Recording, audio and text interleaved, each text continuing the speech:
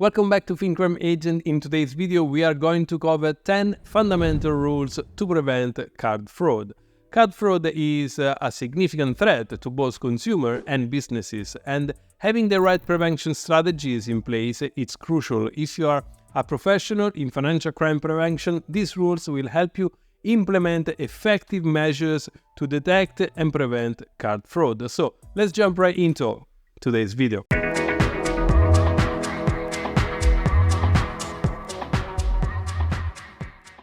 Rule 1. Monitor unusual spending patterns. Detecting unusual spending patterns is key in identifying potential card fraud. This involves setting up alerts for transactions that deviate significantly from the cardholder typical behavior. For instance, if a customer who usually makes small local purchases suddenly makes a large transaction, this should trigger an alert to prevent card fraud. Rule number 2. Velocity checks.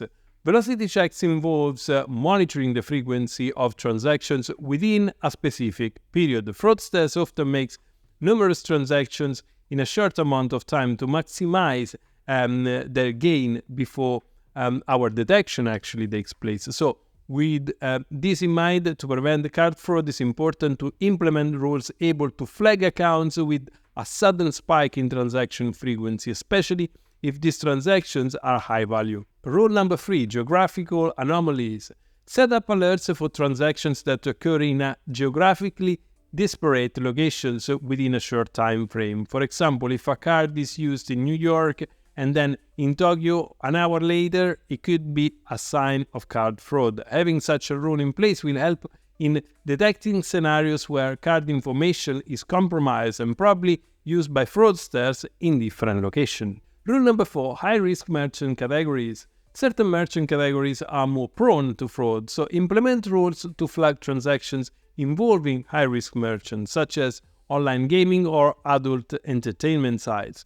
These transactions should be reviewed carefully to ensure that they are legitimate. Additionally, consider monitoring other high-risk categories like travel services and cryptocurrency exchanges, for example. On this topic, it's also a good practice to regularly update your list of high-risk merchants based on emerging fraud trends and industry reports. By focusing on these categories, you can more effectively identify and prevent fraudulent activities, ensuring better protection for your customers and for your business.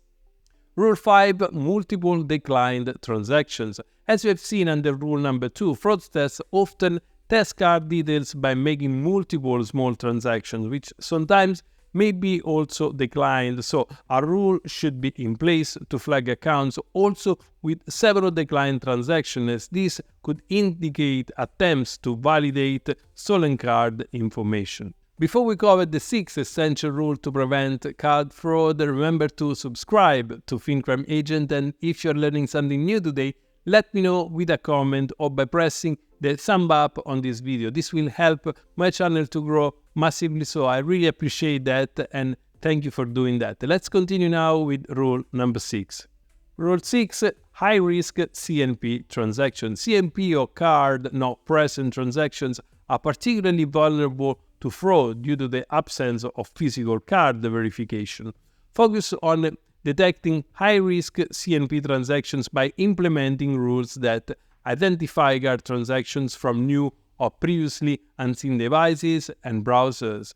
Fraudsters often use different devices to bypass detection. We will talk more about this later under rule number 9. So look for transactions occurring at unusual times for the cardholder, such as late at night or during odd hours when they typically do not shop. And combine also CNP monitoring with high-risk merchant categories, flagging CNP transactions that occur at merchants known for high-risk fraud and they have a high fraud rate. Rule number 7. Immediate withdrawal following deposits.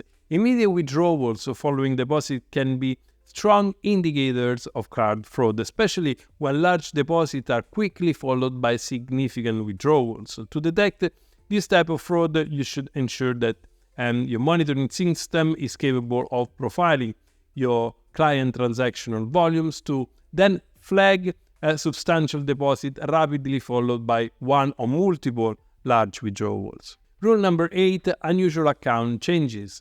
Track and flag unusual account activities such as changes in personal information followed by large transactions. This could indicate an account takeover where fraudsters gain access to an account and make unauthorized transactions. Rule number 9, device fingerprinting. Device fingerprinting helps in identifying the device used in transactions. If a transaction is initiated from a new or unknown device, it should be flagged for further verification. This helps in preventing fraud from stolen card information used on different devices. And finally, rule number 10, detecting muling activities in card transactions. Muling activities involves using individuals to transfer illegally obtained funds through their accounts. To detect these in a card transaction, monitor for sudden spike in transaction volume, especially transfer to multiple recipient or high-value purchases that can be easily resolved. Look for inconsistent spending behavior such as large purchases followed by returns or multiple small transactions within a short period to high-risk merchants.